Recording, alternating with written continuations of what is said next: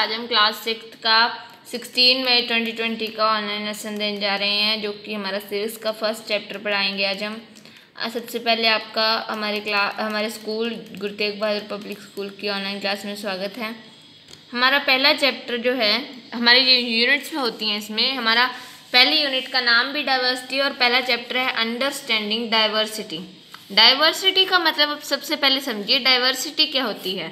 Diversity मतलब बहुत सारी वैरायटी, अलग अलग तरह के लोगों की वैरायटी हो सकती है, चीज़ों की हो सकती है।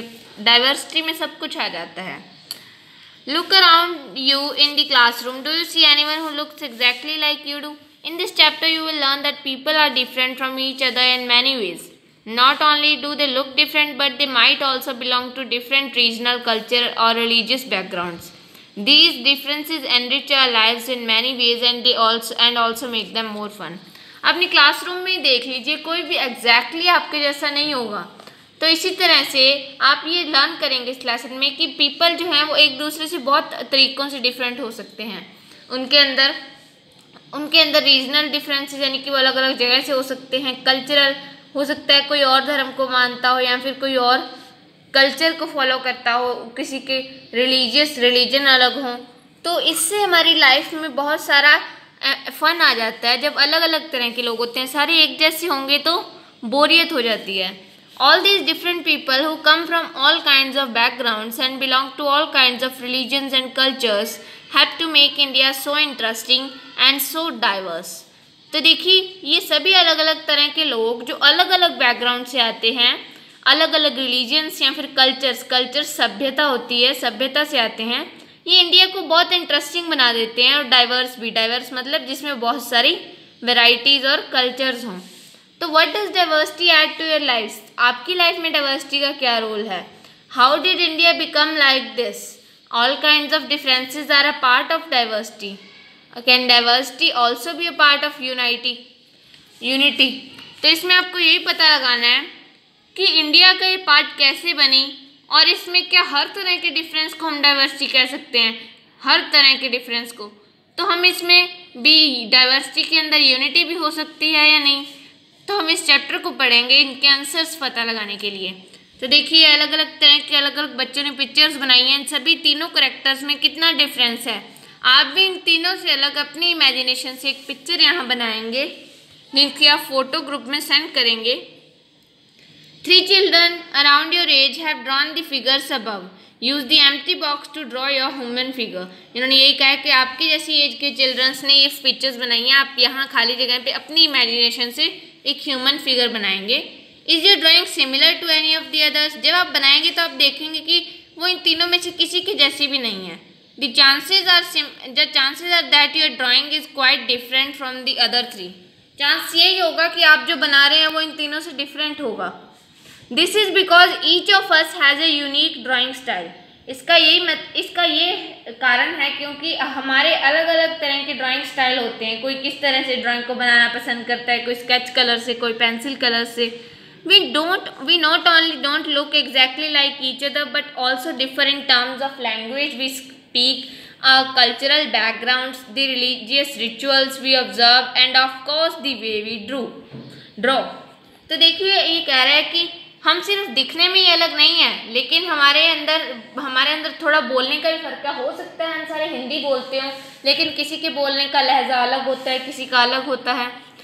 और हमारे अंदर कल्चरल बैकग्राउंड्स, कोई किसी सभ्यता से को फॉलो करता है, कोई किसी तरह का रिवाज मानता है, अलग अलग रिलीजन से।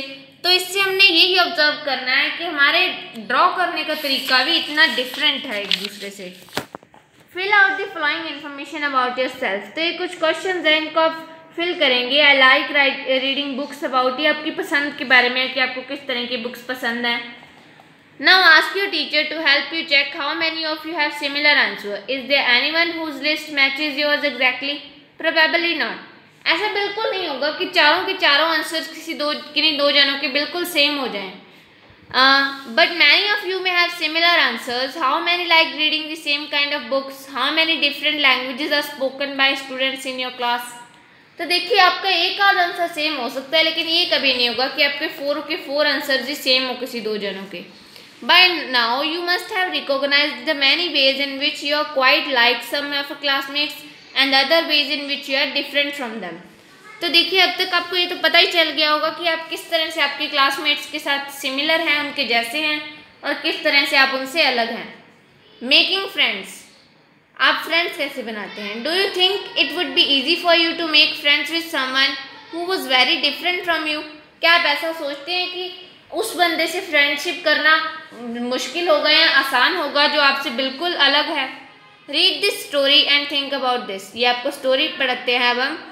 I had meant it as a joke made up for small ragged boy who sold newspaper at the Janpat crossing at the busy intersection.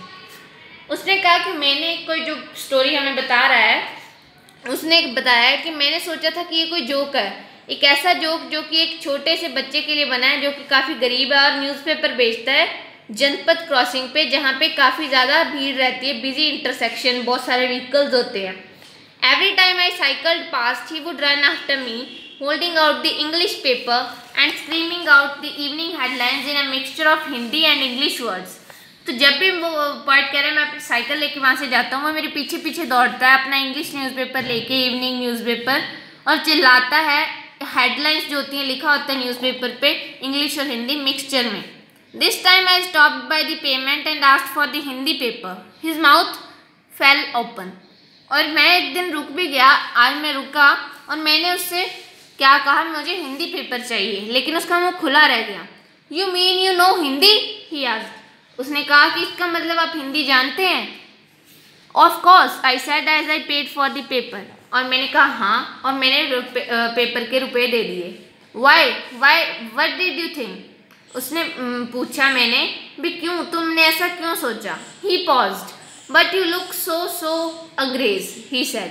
You means you can even read Hindi? उसने कहा कि वो रुकते हुए बोला कि आप बहुत अंग्रेज़ों की तरह लगते हो, इसका मतलब आप हिंदी भी रीड कर सकते हो. Of course I can, said this time a little impatiently. I can speak, read and write Hindi. Hindi is one of the subjects I study in school. उसने कहा मैं ये कर सकता हूँ, मैं बोल भी सकता हूँ, लिख भी सकता हूँ, रीड भी कर सकता हूँ, और मैं इसको स्कूल में भी पढ़ता हूँ. Subjects, he asked. How could I explain what a subject was to someone who had never been to school? तो उसने पूछा सब्जेक्ट्स. तो उस पॉइंट ने सोचा कि मैं इसको सब्जेक्ट्स का मतलब कैसे बताऊँ, ये तो कभी स्कूल ही नहीं गया. Well, it is something I began, but the lights changed and the honking behind me grew 100-fold and I let myself be pushed along with the rest of the traffic. तो उन्होंने कहा है कि मैं उसे बताने ही वाला था कि ये कुछ ऐसा है, लेकिन इतने में लाइट्स ग्रीन हो गई और सभी मेरे पीछे से हॉर्न मारने लगे और मैं भी वहाँ से चला गया दूसरों लोगों की तरह. तो आज हम इतना ही पढ़ेंगे चैप्टर. आपको अच्छे समझ आएगा. आपको ये जो एक्टिविटीज़ को 2-4 दी हैं बीच में, इन्हें आप करके देखेंगे और वो पिक्चर ड्रॉ करके सेंड करेंगे ग्रुप में.